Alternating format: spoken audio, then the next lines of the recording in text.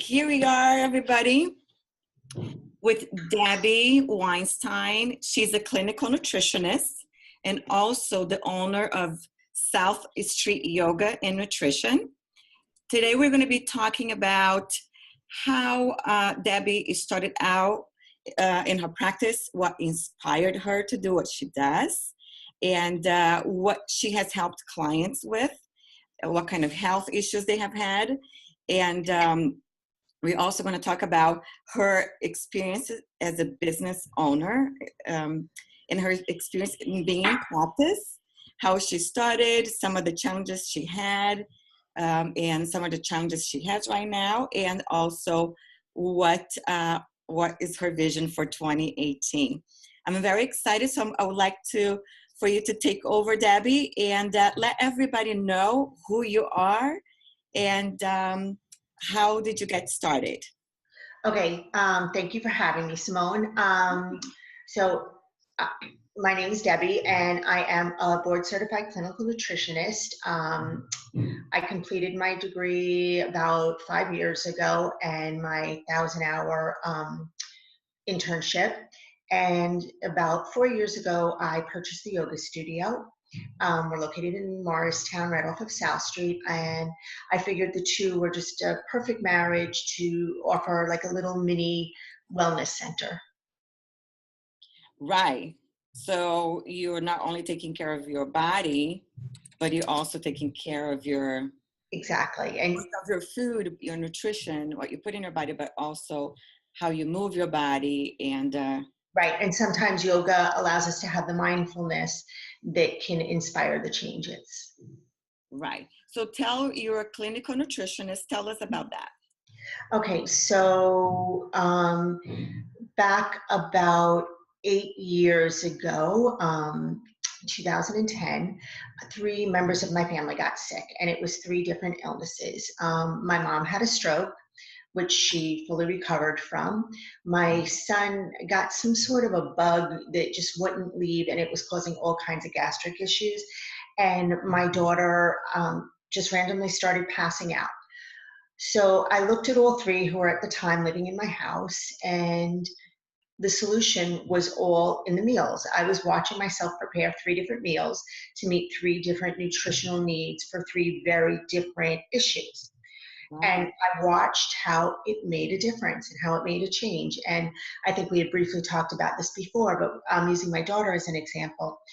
She went to the cardiologist, they did all the testing and whatever, and she was fine. But the solution was that she increases her salt intake.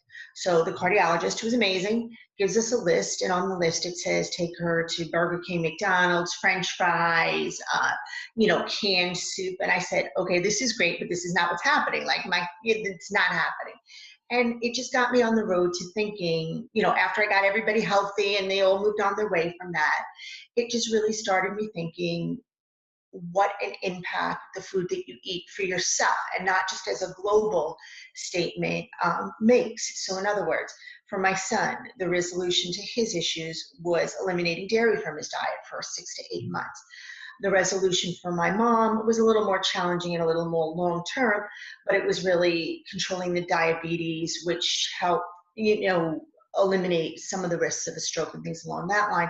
And for my daughter, it was increasing her sodium and increasing her hydration, but in a little more healthful way than just, hitting up the drive-thru at McDonald's. Right. So after all this happened, I said, you know what? I'm just going to explore and see what it takes to become a nutritionist. And I have my degree in marketing and advertising. So I haven't had a science course literally since high school, which is a few years ago. Mm-hmm. So I went and I applied to St. Elizabeth's, and I got in, and we get the letter in the mail. My husband's like, were you going to mention this? And I said, you know what, I just wanted to see if I could get in after all these years of never being in school, etc.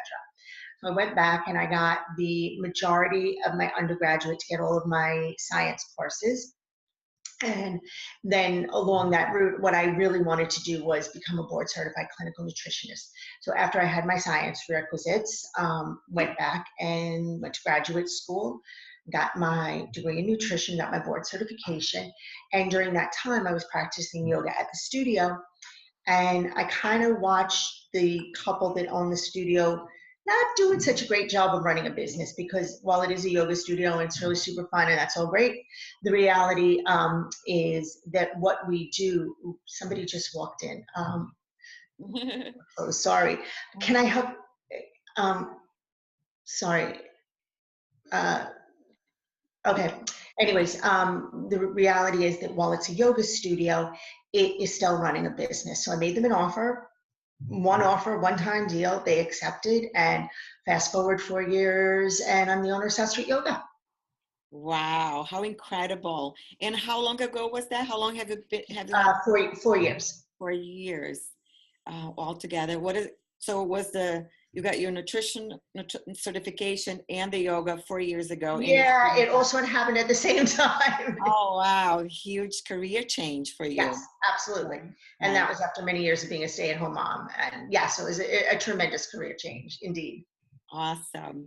And so, okay, you helped your children, you helped your family members, but what really made you wanted to go and then change your whole career path? Because to me, it was amazing to see what the power of good nutrition can do and what individual powers it can have. In other words, I don't know your background at all, but what would be the right thing for you to eat to solve any, medical issues or nutritional issues that you have would not necessarily be the right thing for myself or the right thing for, the person off the street. Yeah. You know, a diet that would serve somebody undergoing chemotherapy is quite different than a diet that would serve somebody, looking to lose weight, or somebody with MS, or, any of those modalities. So that really appealed to me, is how you can take an individual and sort of modify what defines healthy for them. Absolutely. There's not one size fits all. Right. Anything Mm-hmm. less or what we eat, right? We're all different. We all have different needs. Yep. So with that said, share with us a little bit more about what are all the different ways you have helped clients. What have they Oh my come God. with, some of the challenges they have had, and why did they come to you? It's such a vast question. I mean, the obvious is the weight loss. I mean, that's in some ways the simplest. But other issues, for instance, I had a client who had mono, like pretty significant mono, was pretty much down and out for about a year. And it really changed her entire metabolism. It changed, her gut. It changed pretty much everything.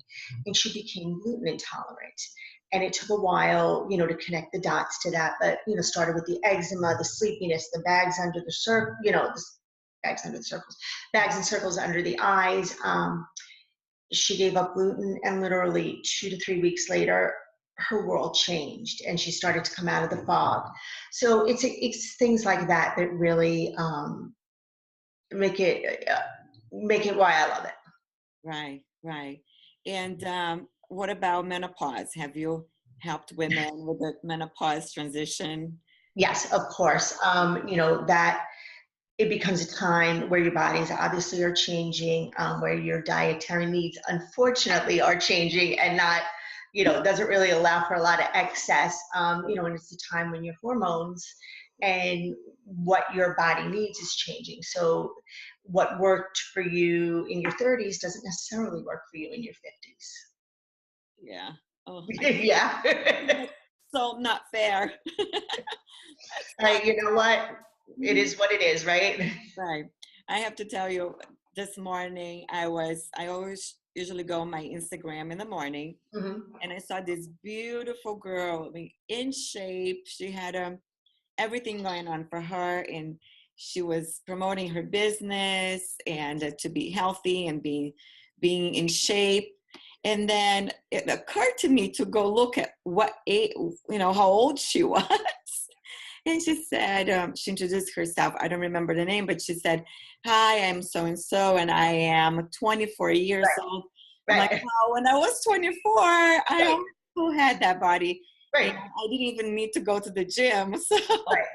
yes, Right. But it's very true. But what's really cool is when I work with younger adults and teenagers and people, of that age group, is that the decisions that you make then so impact what you go through when you're in your 50s and 60s. And I don't think a lot of people realize it. I clearly knew when I was in my 20s, it wasn't even remotely crossing my mind, is that the choices that I'm making in my 20s do have an impact in my 50s. It wasn't really a mindset, but it's very true. And I think that people, the younger generation nowadays, is really understanding that what they eat, what they do, what they put in their bodies, how they live, is really going to have an impact on their lives.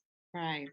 What would you say to people who are a little bit iffy or concerned that if they work with a nutritionist, they're going to have so many restrictions, and it would be hard to eat on the go, or it would be hard to eat when you go out with your friends, even when you go food shopping, it's too complicated. What would you say to someone like that? That what I always say to people like that, and I actually even think it's on my website, is, to me, nutrition is not only about what you don't eat, but it is about what you do eat. So in other words, the goal for most people, regardless of what they're trying to accomplish, if you crowd out the bad stuff by eating the good stuff, so if you can make that flip in your mind as to, it's not about what you don't eat, and it's not about what you can't have, because that kind of really sucks, and it's not a lot of fun, and food is a lot of fun, and going out is a lot of fun. But if you think about, what is it that I should have? So use vegetables. I should have my vegetables. All right. Well, if you're thinking about that, your body's going to just change. It's going to want those veggies. It's going to want those healthy things. And when it comes time, when you're at a restaurant, it comes time to order dessert, you're just not going to have room for it. You know what I mean? Like, your body's going to change and your mindset's going to change. So I like to tackle that question with the exact opposite. Try not to think about what you're not going to eat, and try and think about, what are you going to eat? And it makes a difference. I don't know, that's usually my retort to people, because it's a very valid concern. Yeah. And I think I would be somewhat one of those people, because when you tell me I can't eat something, that's when I want to eat. Of course. I want the more. I mean, my husband, his favorite things to say is, "Oh, I'm not allowed that." I'm like, "What are you, 3? Like, you're allowed to eat whatever you want. You make choices. Like, just like you make choices with what shirt you wear, or what, it's not like when you put on your shirt, you don't say, "Oh, I can't wear that shirt today because I'm wearing this one." It's a choice, and that's the same thing with food. You make choices, and there are better choices and worse choices. But the reality is, if you choose to eat cupcakes for breakfast every day, your choice, you're probably going to get pretty sick. Right. If you choose to eat a cupcake on your birthday, your choice is you're going to have a good time and be happy. It's a different mindset. I love that, because when I hear that, what is it? Americans run on Dunkin', something like that. I cringe, because I think, well, I ask myself, why are people eating dessert for breakfast? Yes. I would have a donut maybe for my birthday or for breakfast, and but not for my birthday or for dessert. Right, but not right. But again, it's a total mindset, because like one of my personal passions is traveling, and you kind of look at the rest of the world and the way that they eat and the way that they live their lives. And it's not about deprivation. It's just about clean, wholesome, healthy eating. It's about eating locally, eating organically, which I'm a very big proponent of. And it makes a difference. I mean, to your point, no, there is no way in the world you're going to go to a cafe in Italy or Paris or anywhere and see someone sucking down a donut, unless they're an American or have been very westernized. Right. And it's just a different mindset. Right. So what I hear you saying is that every phase of our lives, we need a different way of eating. Yeah, you live differently during every phase of your life. So why wouldn't you eat differently? I mean, your needs when you're 20, in every sense of the word, scheme, are very different than your needs when you're 50, or your needs when you're 70, or your needs when you're 30. You're changing, you're evolving.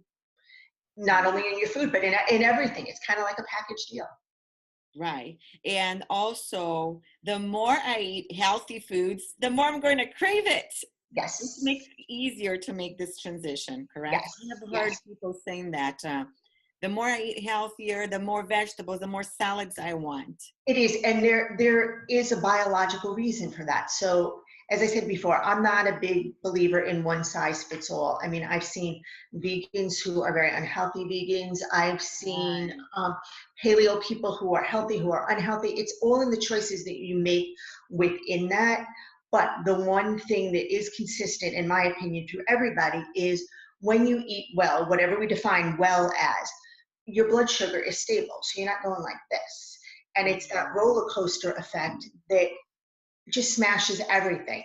It causes the inflammation, which they're finding causes most of the autoimmune diseases and even cancer. And, they're finding that the inflammation is really the ticket, or the lack of inflammation is the ticket to good health. And that's the one thing that's consistent through everything, that and not drinking soda. But, it's just to keep, you want to keep your body going like this. And when you're eating well, your body's going like this. When you're not, your body's going like this.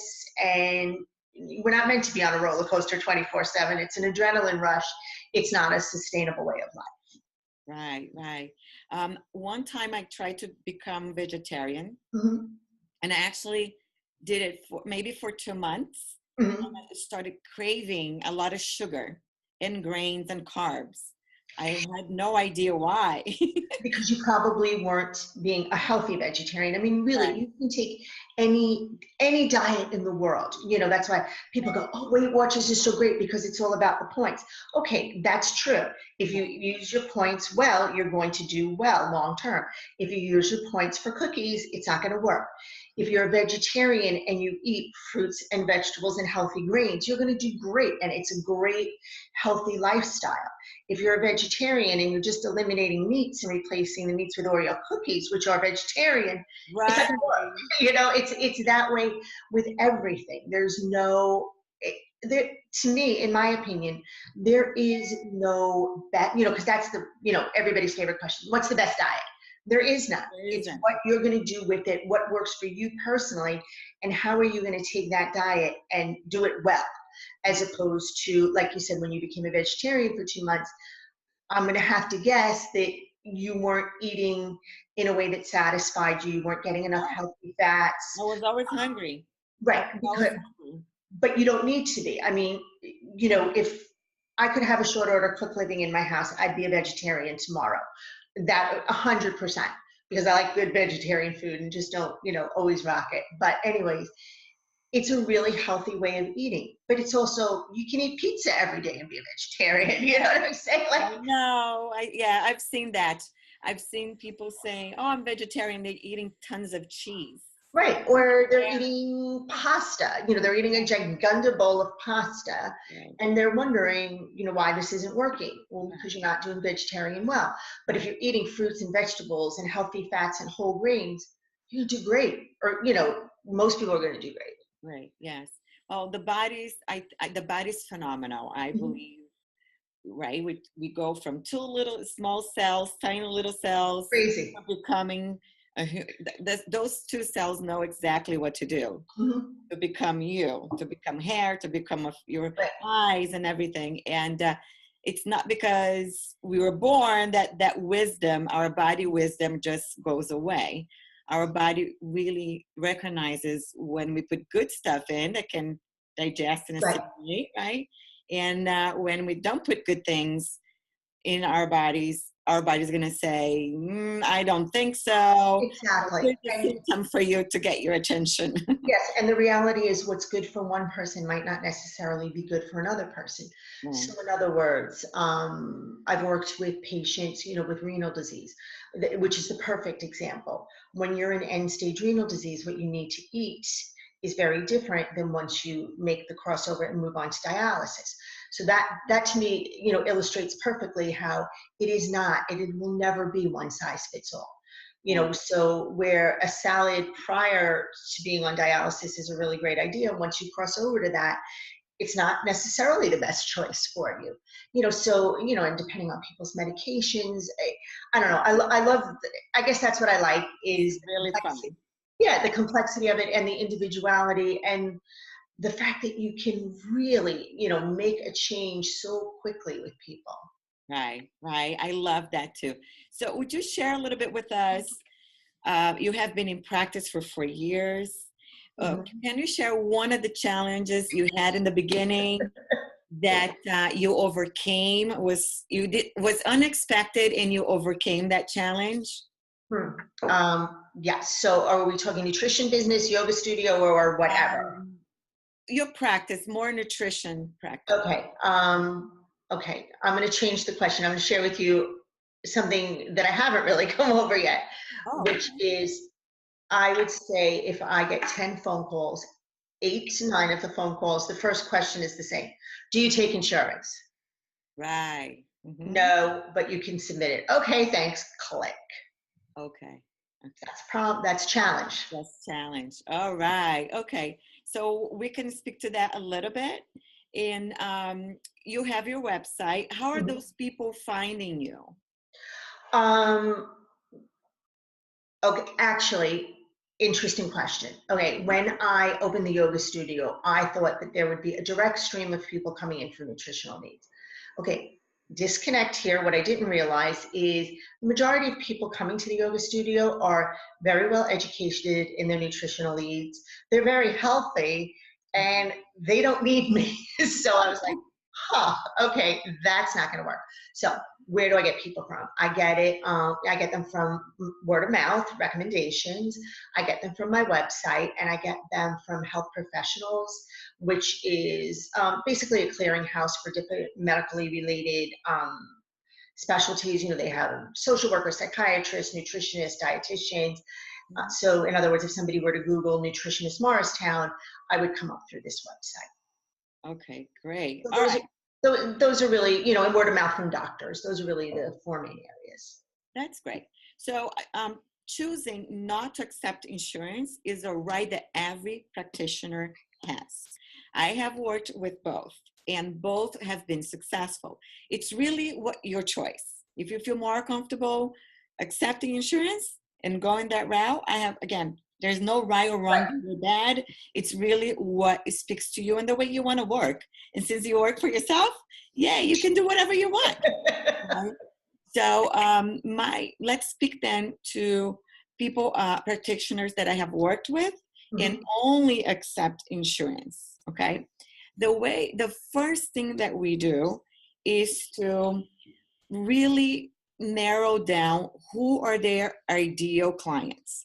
Can everybody use someone's expertise, nutrition, chiropractic, massage, or let me see, what is that? Physical therapy? Yes. Can everybody use your services? Absolutely. Are everybody meant to be using? Absolutely not. So the mindset of someone who uses a professional that is cash only practice is very different from a mindset of a patient or client or customer who go and use services from a cash only practice. So for instance, for myself, between my husband and I, we pay so much in health insurance. It's taking so much money, it's taking out of our paycheck, our income, that for us, it makes more sense to go to a practitioner that accepts insurance. Now, for people, for other spectrum of people who maybe don't have the same experience that my husband and I do, it makes sense for them to do the cash only. Right. But what do I mean when I say the mindset of a patient, a customer, a client is very different when they pay cash? Here's what I have found out when it comes to health and wellness. There's certain people that for them, health is their religion. And that is the kind of patient the cash only practice needs to market to. And why is health their religion?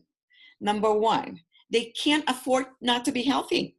Right. It costs them too much money in their pocket, if they don't perform, if they're not up and about, and they can't do the work and do the things they need to do. It costs them a lot more money than investing in their health and wellness. The second kind of patient for practice cash only are patients who are very sensitive physically, and they're very sensitive mostly to pain. Mm-hmm. So they will pay anything and everything. And a lot of times they have tried professionals who do accept insurance, but those professionals have a kind of training that's kind of also narrow. They don't have a holistic training like someone like you do. You have Right. other tools besides the formal clinical training. Right. So it makes sense more to those clients. Mm-hmm. Pain, they're very sensitive to pain. And the second thing is they are, it will cost them a lot more for them not to see someone. Right. Yes. The third thing is really positioning yourself in the marketplace. When you are positioning in a specialty and you make that very clear in your marketing on your website, people will pay what you ask. And I speak from experience. I have a background in health and wellness. Right. And when I graduated, our suggested, I was cash only, and my clients paid no problem. I went after those kinds of people, and that needed my service. The question is, who can best benefit from my services? And the cash only was the best one for me. Right. And because I don't know. I mean, and I am in the process of evaluating that at this time to maybe I do want to reach more people and be able to help more people. absolutely. And this is so that's who first of all, that's what we go after. Then that language must be on our website and everywhere else, educating them why it's a good idea and actually excellent idea to invest in their health. And then it's also all about positioning. When I graduated from my health and wellness program, I positioned myself as an expert. And while my colleagues were getting paid $75 an hour, I was getting paid around $330 an hour. Okay. It's positioning and really niching and going after the correct kind of patients for you. And trust me, they're out there. I have worked with many practitioners who are cash only. They're there. The money's there. The need is there. Right. It's a matter of positioning and then marketing to those people. So with that said, I wanted to start wrapping up our wonderful interview. Great question. And thank you so much for sharing all the great information you shared here today. But I wanted to ask you, where can people find you? Very easy. They want a consultation over the phone. Do you take clients all over the world? How does it work? Absolutely. I'm happy to work with people in person. This is my consult room within the yoga studio, so they can come here. I do, phone or Skype or Zoom, whatever works for the client. They can find me, my website, South Street Yoga and Nutrition, www.southstreetyoga.com. My Facebook page, we have South Street Yoga and Nutrition Facebook page and Instagram page, of course. My personal Facebook page, which is Debbie Zausner-Weinstein, or the old-fashioned way they can call. The phone number is 973-879-8232. Okay, would you repeat the number for us, please? It's 973-879-8232. Perfect. So, or they can find you at southstreetyoga.com. Yes. Right. Perfect. Exactly. Thank you, Debbie, so much. I loved our interview, and I'm sure a lot of people are going to watch this and find this information useful. And if they are having any symptoms that they're not comfortable with, I would highly recommend for you to reach out to Debbie and book a consultation and let her guide you through the path that is going to support you to feel better. Because, there's no success without having great health. That's the truth. You can enjoy. All right, Debbie, thank you so much. Thank you, Simone.